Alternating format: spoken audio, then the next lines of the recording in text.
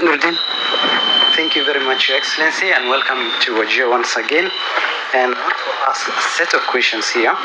Question number one, and question left hanging by my colleague and Situti about the Kenya-Somali border. And Somalia is now a member of East Africa Community.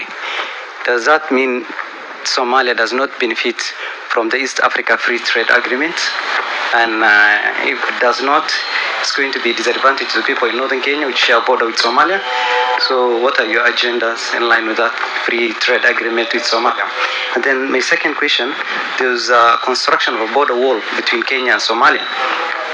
What happened to that border wall? The status of that border wall. And then the question still related to issues of security. One of your officers, a KDF Sergeant Abdullah Isa Ibrahim, who's among officers who were kidnapped while serving the country in Somalia. What is the government doing to secure the release of that officer and other officers who are still in the hands of the terrorist group in Somalia? And my final question, Mheshimiwa, I'm very sorry. And we have a ghost high court building here in Wajir, a 900 million worth of a project funded by World Bank. It's lying idle. It has become a white elephant project in town. Apparently the high court judge who has been posted to this town is using a small makeshift room at the court building here in Wajir. It's ironical, but the facility is lying idle. What is your government doing to revive such project which could have served the people in northern Kenya? Thank you. Thank you very much. Even though we have a challenge with the border, that does not deny Somalia the opportunity to trade with the rest of the region. The trade between us and Somalia would be a lot more, but now it's forced to be trade that does not necessarily use our borders. But there is trade that is continuing. We have so much happening by freight.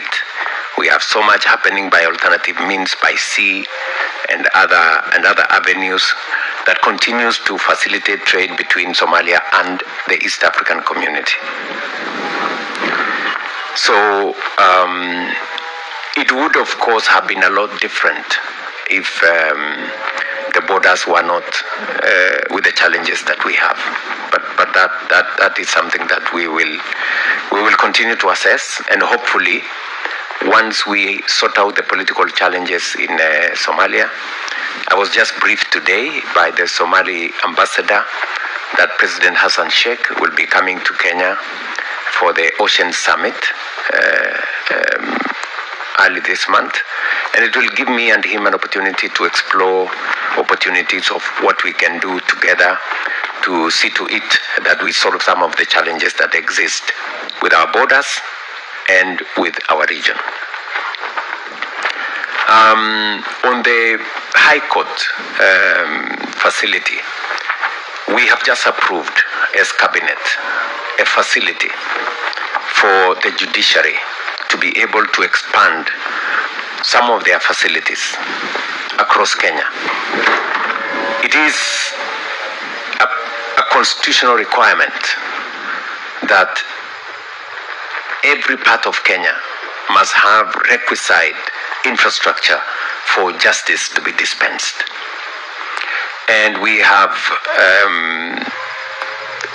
approved as Cabinet and as government a facility for us to work with development partners to expand the footprint.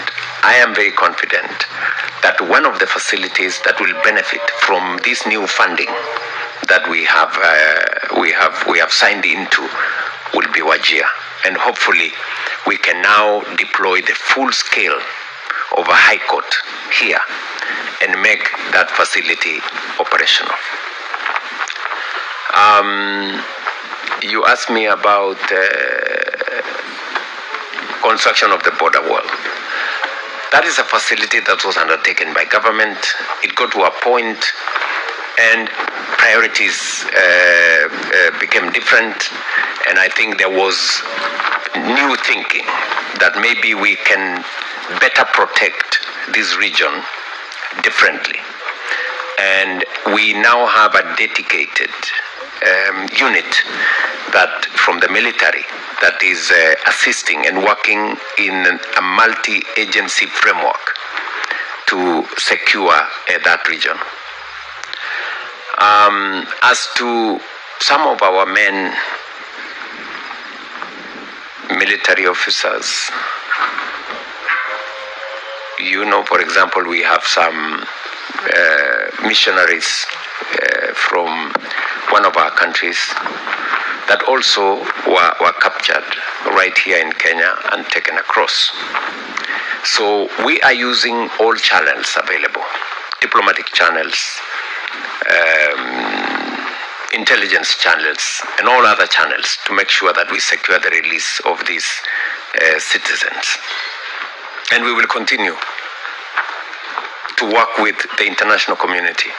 We will continue to work with the government in Somalia and all other actors, and with the support of friends from across the globe, the United States and others, to help, you know, diplomatically secure the release of these citizens, some of them citizens of other countries that were caught up in these challenges. So we will continue to explore opportunities. There are some that we have secured their release. There are some that we are still pursuing channels for their release. And we will continue to work with everybody to achieve that.